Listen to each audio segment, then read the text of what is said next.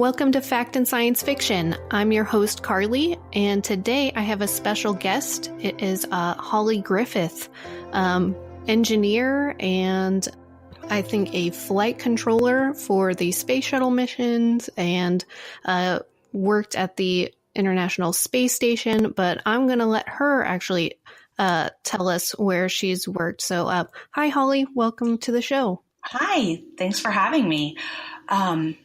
So I'm a former flight controller for the space shuttle and the space station. That's what I used to do.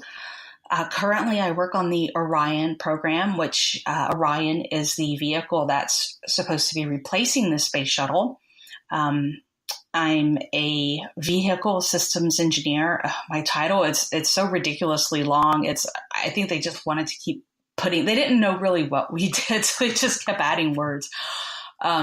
It's a vehicle systems engineer in safety and mission assurance for the ECLS system, which is Environmental Control and Life Support System.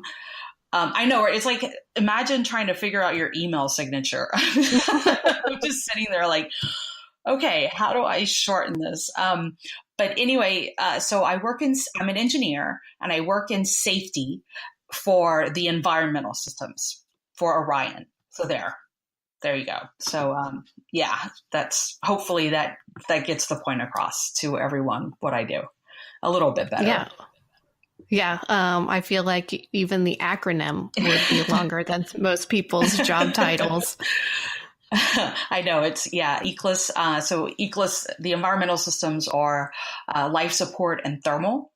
So it's everything that keeps the crew alive, and then keeps them like thermally comfortable. Like think of the air conditioning. So we don't want the vehicle to become too hot and we don't want it to be too cold, and we want the astronauts to be comfortable.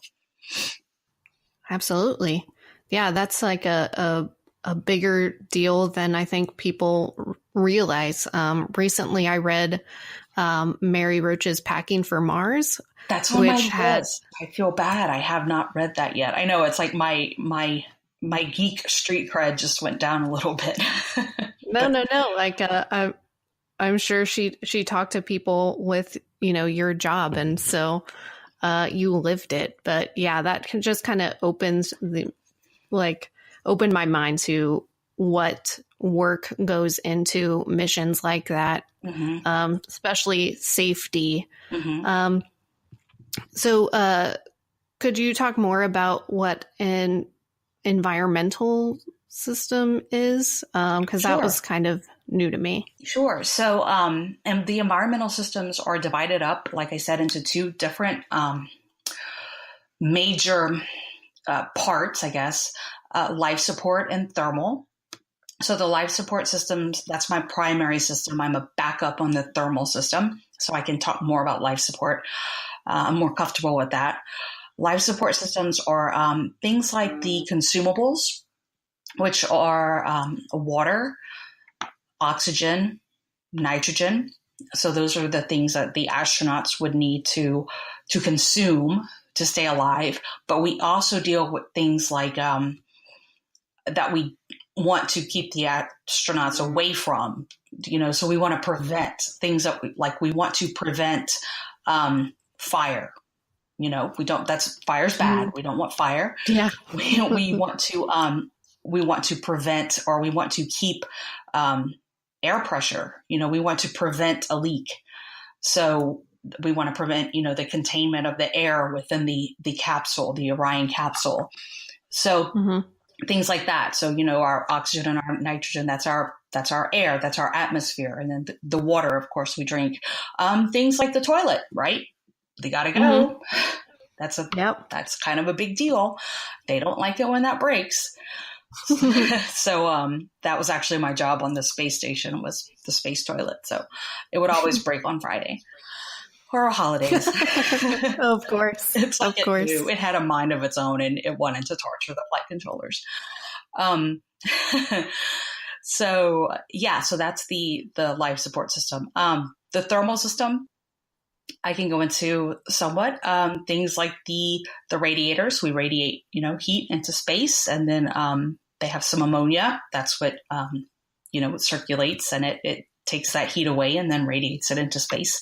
So yeah, it's kind of like a little air conditioner, if you want to think of it that way. Yeah, except, when here on Earth, when the air conditioner goes out, right. It's a little bit different. It's a little bit different. Yeah. Well, I don't know. It depends if it's in August in Houston, then maybe, no, I'm joking. Still worse than that. Right. So how did you get into this? How did you start your career? Well, I was always fascinated. This is what I've always wanted to do, was somehow be at NASA. When I started out as a little kid, I wanted to be an astronaut because that's what every little kid wants to do. I think right. if you want to go into this industry, you start out by, no one wants to be an engineer. I don't think. Like, I don't know if you know what that is. It's like you start out with the coolest path, right? And that's astronaut. And my dad was, he was a big sci-fi fan. So Star Wars, Star Trek, the whole 9 yards. And I'm an only child. And, he didn't care that I'm a girl. And so he was like, you're going, at the time when I was growing up in the 80s, it was like the only Star Trek we had was the original series. So he was like, you're going to watch this and you're going to like it. And then he sat me down and he's like, you're going to watch Star Wars and you're going to like it. And I was like, fine with me. I mean, I loved it. And so what really clicked with me was Princess Leia, because there had never been a female character like her, right? Like she was the only girl in the universe for the most part for a while that we knew. And she didn't care. She never let it get to her. She just took charge, and she was never self-conscious. She was, always confident. And she just, I mean, think about in A New Hope, like when she meets Vader, she's like, the Senate's not going to put up with your crap. She meets Tark and she's like, you smell bad. She meets Luke. She's like, you're short. She meets Han. She's like, oh, great. You got us into this mess. Now, how are we going to get out of it? I mean, she just kind of insults everyone the first time she meets them. And so going through school, like, engineering school, I was one of only 2 girls in my graduating class. And so Leia was just kind of this, like, she didn't care. And so I was like, why should I care? And so she kind of got me interested, not only interested in space. It was like, I want to be her, I want to do that. But also she kind of gave me the confidence of, it doesn't matter if you're the only girl in the room or on the planet or on the Death Star or whatever. You can do this. And so that's, I guess, really what inspired me. But when I was in high school and looking at colleges, it was like, well, a lot of astronauts have an engineering degree. So I was like, okay, I'll do engineering. And looking at the different kinds, it was like, well, mechanical seems really versatile. So I did mechanical. And then I graduated, and my first job was this. I got this job in just south of Houston at this aeronautical company designing parts for airplanes. And then I kept applying at NASA, and I got on with United Space Alliance, which isn't in business anymore, but it was one of the primary operations contractors for at Johnson Space Center, and it was at Kennedy too. And that was my space shuttle flight control position. And it was actually, even though I was a mechanical engineer by degree, it was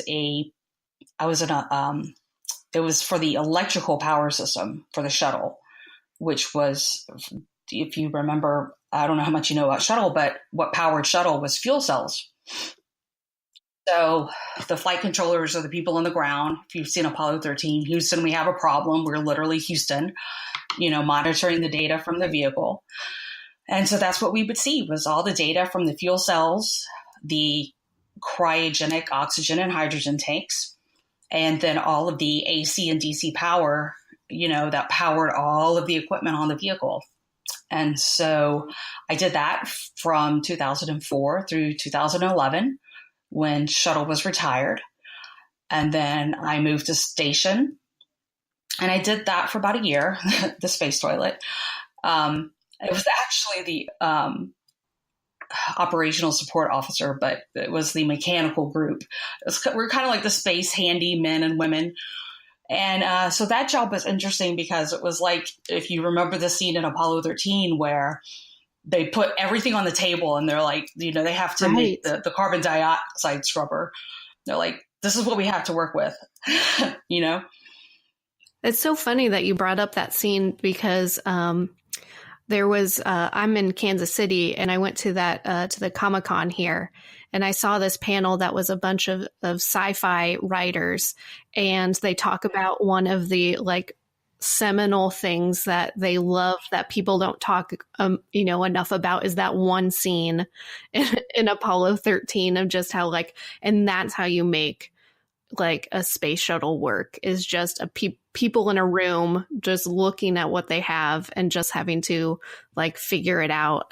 They also brought up the Martian, that I'm going to science the shit out of this. I mean, it's true, right? Because and there are people who that's their job, is to keep track of everything on the space station. Because when things break, it's you don't go to Home Depot. You can't. Right. And so no one can just bring it to you, out from the store. And the astronauts don't have time to go look for stuff. Mm-hmm. And, so we have to know where it is. And so there are people who keep track of everything. They have to know where it is. And we have to know what we have. So when something breaks, it's like, all right, what are our options? What do we got? And so we have tools, but then tools aren't everything. So it's, so this breaks and you never know what's going to break, when, and how it's going to break. And so you study the drawings and you just come up with something. Yeah. And so you write a procedure, you send it up to the crew and you tell them, okay, this is what you need. Here are your materials. This is where they're located. Go get them. And this is what you're going to do. And it, doesn't always work the first time because think about it. We're telling them, we have mock-ups on the ground and we work on it on the ground and we're like, okay, this is how we think it's going to work, but we have gravity down here. Right. Exactly. Now do it in space. Now do it in space. Right.